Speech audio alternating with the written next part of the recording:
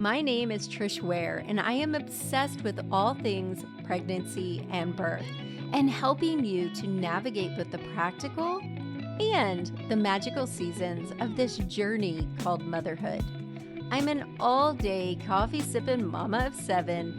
I've had the amazing privilege of delivering many babies in my 15-plus year career as a labor and delivery nurse and as a mama of 7. I'm here to help you take the guesswork out of childbirth so you can make the choices that are right for you and your baby. Quick note, this podcast is for educational purposes only and does not replace your medical advice. Check out our full disclaimer at the bottom of the show notes. Good morning. Today we're going to talk about membrane sweeps. I get a lot of questions about membrane sweeps inside of my community, on Instagram, and in our Facebook group. So we're going to talk about sweeping your membranes, cervical sweep, doing a stretch and sweep, stripping your membranes, all the different ways that says exactly the same thing, which is a membrane sweep. So a lot of people get confused about what exactly is a membrane sweep. So let's go back just a little bit. The beginning of labor, those early stages, pre-labor stages, begin because of some hormones and prostaglandins that our body releases. Prostaglandins work by softening your cervix and getting it ripe.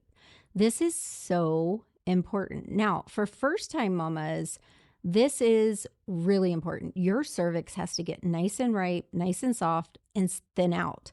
And I always say this, if you pick up a peach or an avocado at the store, like it has to be ripe, it has to be soft and ready to eat, or otherwise it's not so good.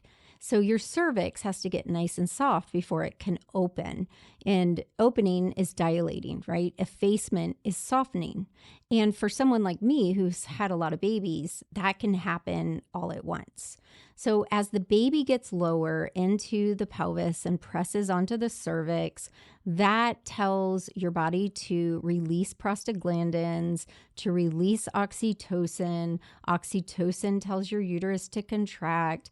Baby presses down more because of the contractions, and it all is just this beautiful cycle of labor.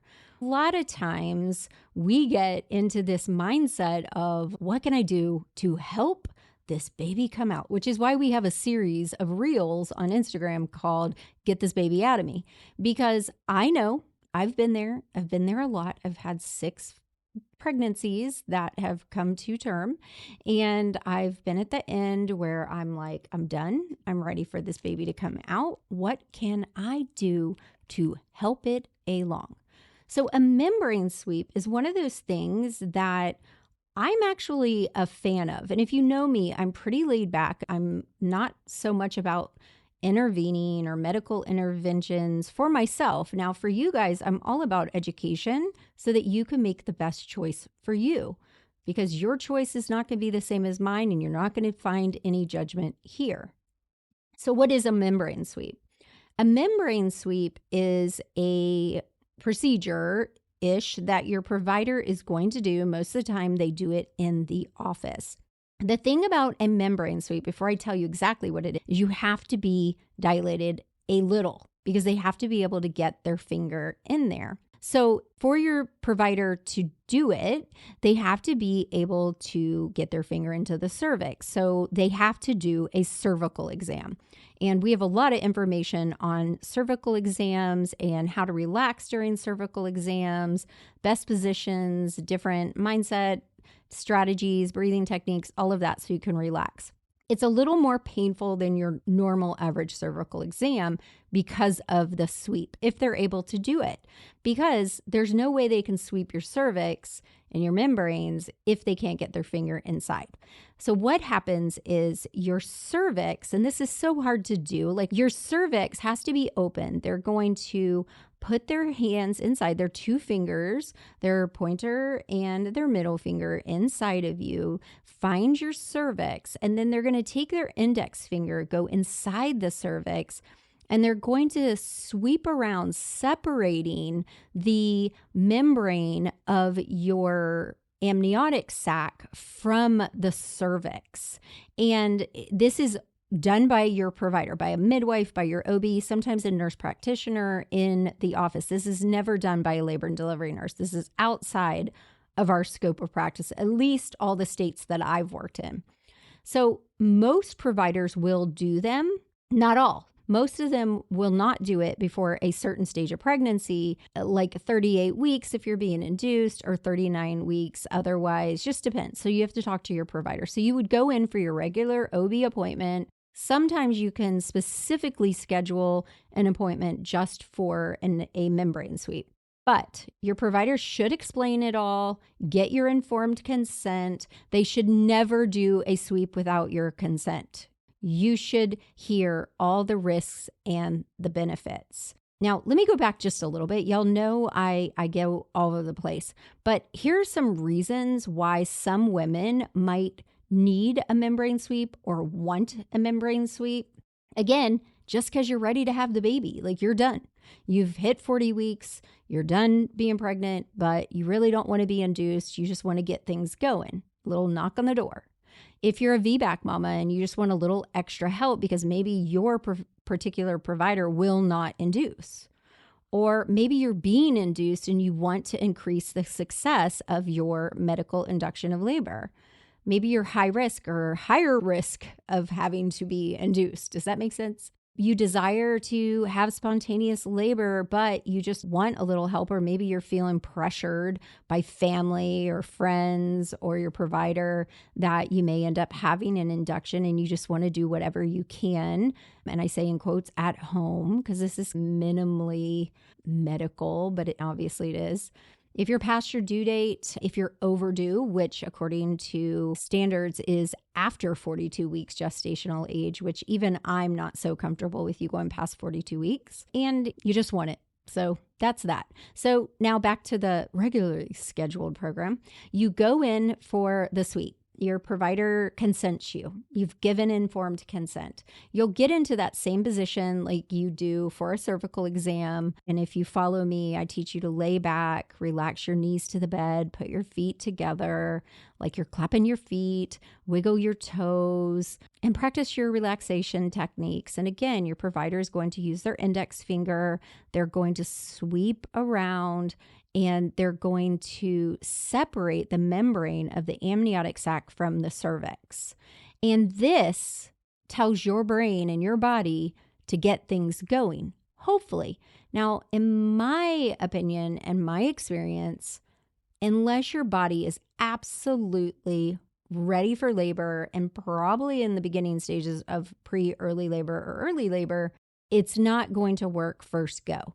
I usually see that it takes 2 or 3 times, 2 or 3 sweeps for it to really get going. And I know there's vast group of you that probably had your membrane sweep, boom, it happened.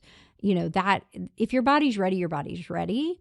So the next thing that I get asked is, what does it feel like? Does it hurt? Is it painful? It can be. And I want you to also keep in mind, a lot of women will tell you that a cervical exam is like the worst pain ever. It's horrible. And I will give you this. Sorry if you're a provider listening, but labor nurses do it better. We are so much more gentle. We do a lot more cervical exams than anyone else on the universe. And we've honed our skills. We usually are a little more gentle than the providers, at least from what I've been told. So if I'm wrong, but your provider may not be as gentle as your labor nurse, so keep that in mind. Plus, when you're in labor, you've got other things going on. So the cervical exam is not like you're just doing fine, you lay back, have it done, there's nothing else going on. So a lot of people say a cervical exam is painful, but this is your opportunity, if you have one, to practice your relaxation techniques and your refocusing and your visualization techniques and breathing techniques and all the things. So it can be a little more painful than a cervical exam because we're getting in there and messing with things. So you might feel cramping during and after, but you should not feel like severe pain during it. If you feel severe pain, if it's unbearable, Ask your provider to stop. This is okay. It's a no-go. Just say no. Don't want to do it. But I am a fan of it if you can tolerate it, and most people can. So after your membrane sweep, after they perform it, you're going to go home, and I do suggest that you wear a pad, at least a mini pad, because after every cervical exam, we use lubrication. You may have lube coming out, and you may also have some light bleeding. So I would definitely wear a pad. Hopefully they got things stirred up enough that you have a bloody show or you lose your mucus plug, which is fantastic. You might also experience some cramping, again, some light pain. It should not be horrible. You probably and hopefully will have some increased Braxton Hicks contractions and hopefully the real deal, real contractions. But again, if you hang out with me enough, I don't want you timing them until they are really declaring themselves. You're going to have some discharge and you're going to have some light bleeding. Now, I said light bleeding. You should not have heavy bleeding. You should not have gushes of fluid, because one of the risks of a membrane sweep is the chance of your water breaking. And I actually have had a couple students, their providers have accidentally broken their water, and that's that. So that's one of the reasons why I suggest, unless you have a medical reason and you're being induced for that medical reason, I wouldn't mess around with this guy until you're really ready to have the baby and baby's ready to come. Another risk could be infection, because we're getting up in there, especially if your water breaks.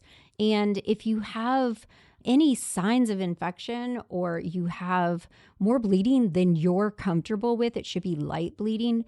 It's always okay to contact your provider and let them know that this is going on. I always say err on the side of caution. So how soon after a membrane sweep will labor start, if it starts? This is a fantastic question, and one that I have really no answer for, because it really just is dependent on your body and what was going on when you went into that appointment and got it done.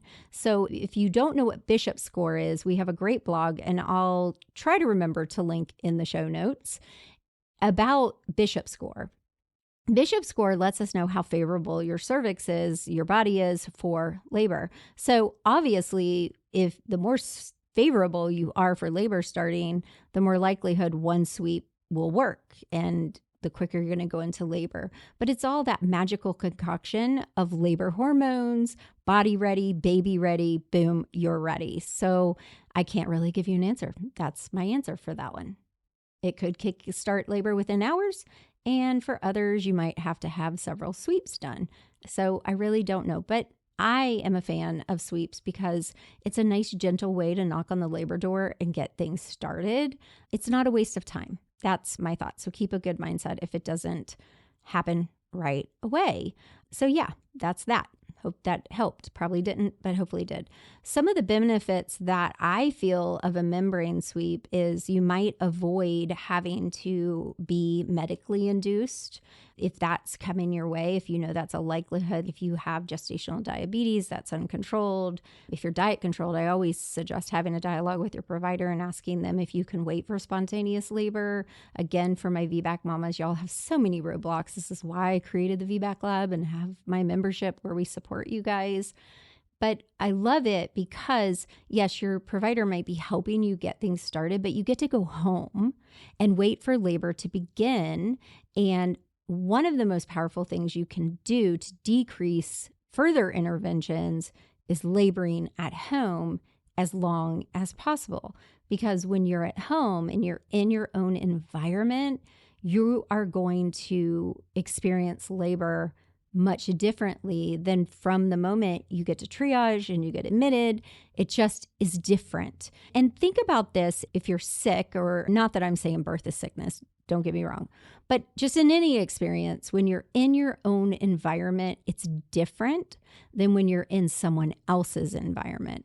And that's the same with birth, which is why we really are passionate about teaching our mamas how to create their birth space, no matter where they're giving birth. They are the owner of that birth space, and what makes them feel good, what makes them feel special, what makes them feel safe, so that they can take that with them into their birth space, wherever it's going to be.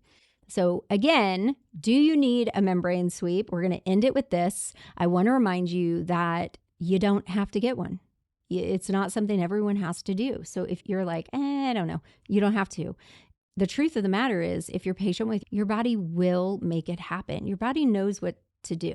Just like it knew what to do when you first got pregnant. You have to give it instructions or tell it how to do it or when to do it or what to build on what day. It just built the baby. You don't have to rush it if you don't want to. I think the biggest problem is that we as a society, we like to make things happen. I'm guilty, totally guilty. And you get a lot of pressure that, like, why is the baby not here? You haven't had the baby yet? Let me know that the baby's come. You get a million texts. I know. We hear from our students, our members all the time, and maybe from your providers. Well, I don't let my patients go past 41 weeks or 40 weeks. Or the studies have shown you should be induced at 39 weeks. So I know you're getting all that pressure, but remember, knowledge is power. Use your knowledge. Make the best decision for you. You get to make the decision. That's your choice. And if you're just not feeling it, girl, you don't have to get a membrane sweep, because your body will take you to the end, bring you the baby all on its own. Just be patient. And for those of you like me that like to have a little control in the game, a membrane sweep is a great thing to try out. All right, you guys, I hope you enjoyed this episode breaking down membrane sweeps. And if you have any questions, shoot us an email, or if you're one of our students or members, pop it in the membership. And as always, I will see you guys again next Friday. Bye for now.